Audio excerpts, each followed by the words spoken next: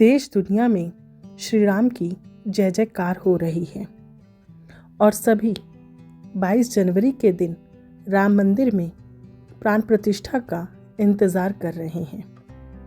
जगह जगह राम कथा का आयोजन हो रहा है और लोगों की आस्था है कि वो 22 जनवरी को जब अयोध्या में राम जी की प्राण प्रतिष्ठा होगी तो वो उस दिन को दिवाली की तरह मनाएंगे। लोगों में क्यों इतना जश्न का माहौल है? हम पॉलिटिकल कारणों की बात बिल्कुल नहीं करेंगे, लेकिन अगर धर्म से जुड़ी बात करें तो उन्हें भगवान विष्णु का अवतार माना जाता है। सबसे बड़ी बात यह है कि राम जी ने मानव जीवन में अवतरण लिया और लोगों को शिक्षा दी कि कैसे एक इंसान को अपना जीवन व्यतीत करना चाहिए। तभी तो आज भी लोग अपने बेटे या किसी की तारीफ करते हुए ये कहते हैं कि ये तो बिल्कुल राम की तरह है। भगवान राम के जीवन की हर घटना हम इंसानों के लिए एक जीवन दर्शन का पाठ है, जिसे हमें अपनी ज़िंदगी में अपनाना चाहिए। आज हम उसी में से सिर्फ 7 बातों के बारे में बात करेंगे।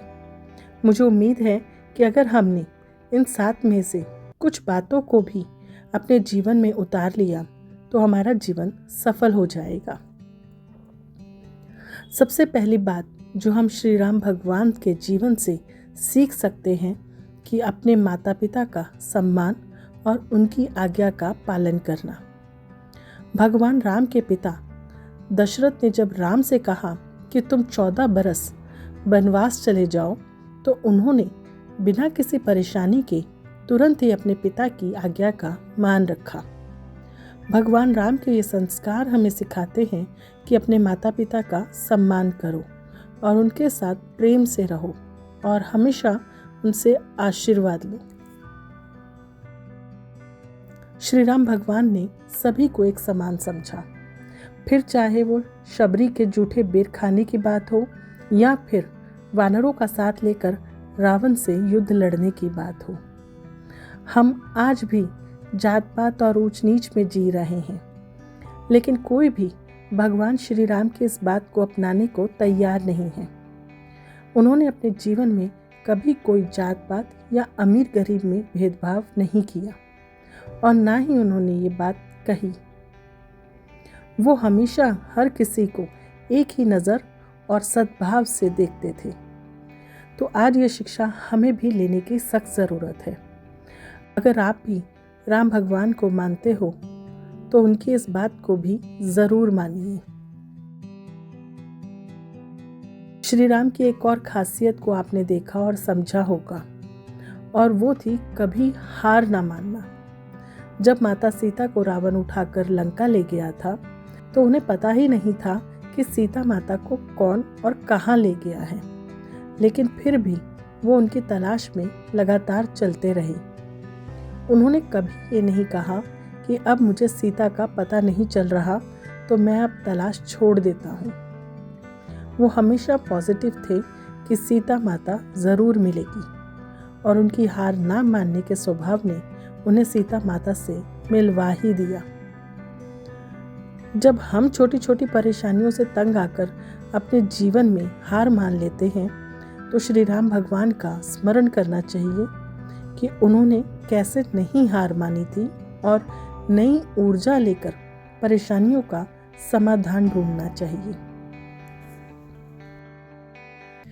अच्छा, अगर आपने गौर किया हो तो श्री राम भगवान ने कभी अपना आपा भी नहीं खोया। चाहे समुद्र से रास्ता मांगना हो या राक्षसों से युद्ध करना, उन्होंने हमेशा शांत रहकर काम किया। जब लक्ष्मण गुस्सा हो जाते तो भी श्री राम लक्ष्मण को शांत करते। आजकल जब हम ज़रा सा परेशान होते हैं या काम हमारे मुताबिक नहीं होता तो हम अपना धीरज खो देते हैं और फिर सारा काम खराब कर लेते हैं।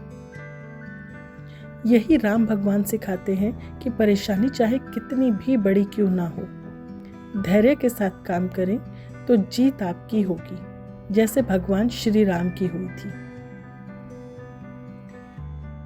जिसमें धीरज होगा, कभी हार ना मानने का जज्बा होगा, वो दूसरों को माफ़ करने का भी बड़ा दिल रखता है। ऐसे ही थे श्री राम। उन्होंने हमेशा उन लोगों को माफ़ किया जिन्होंने सच्चे मन से माफ़ी मांगी। जब कैकेयी को अपनी गलती का एहसास हुआ और पछतावा हुआ तो भगवान राम ने उन्हें माफ़ कर दिया। जब रावण मृत्युशैया पर था तब उसने भगवान श्री राम से माफ़ी मांगी तो श्री राम ने उन्हें भी माफ़ कर दिया। हमें श्री राम भगवान के इस किरदार से सीखना चाहिए कि मन में गुस्सा और नफ़रत लेकर जीने का कोई फ़ायदा नहीं, क्योंकि जब आप दूसरों को माफ़ कर देते हैं तो मन खुद ब खुद शांत हो जाता है। इसलिए राम भगवान की इस पॉजिटिविटी को अपने जीवन में ज़रूर उतारें। भगवान राम ने कभी पर स्त्री पर आंख उठाकर नहीं देखा। उनका विवाह माता सीता के साथ हुआ और जीवन भर उन्होंने इस बंधन का मान रखा। जब सीता माता लवकुश के साथ वन में थी तब श्री राम भगवान को अश्वमेध यज्ञ करना था और इसके लिए पत्नी का साथ बैठना बहुत ज़रूरी था। तो उन्होंने सीता माता की सोने की प्रतिमा बनाकर साथ रख ली, लेकिन दूसरा विवाह नहीं किया। उनके संस्कार से सभी को सीखना चाहिए कि अपने पार्टनर के साथ लॉयल रहें। श्री राम भगवान ने धर्म, सत्य और न्याय के साथ पूरा जीवन बिताया था। उन्होंने अपने भाइयों और मित्रों का पूरा साथ दिया। उनका पूरा जीवन मानवता की एक मिसाल है और अगर इसमें से हम सभी 10% भी अपने जीवन में अपना लें तो ये धरती जीने लायक हो जाएगी। उम्मीद है कि आपको श्री राम की ये सीख पसंद आई होगी। अगर आपको ये पॉडकास्ट पसंद आया तो प्लीज़ इसे लाइक और शेयर ज़रूर करें। खुश रहिए, सेहतमंद रहिए और दिमाग व मन को शांत रखने के लिए रोज़ाना मेडिटेशन और योगा ज़रूर करिए। Thank you. जय श्री राम।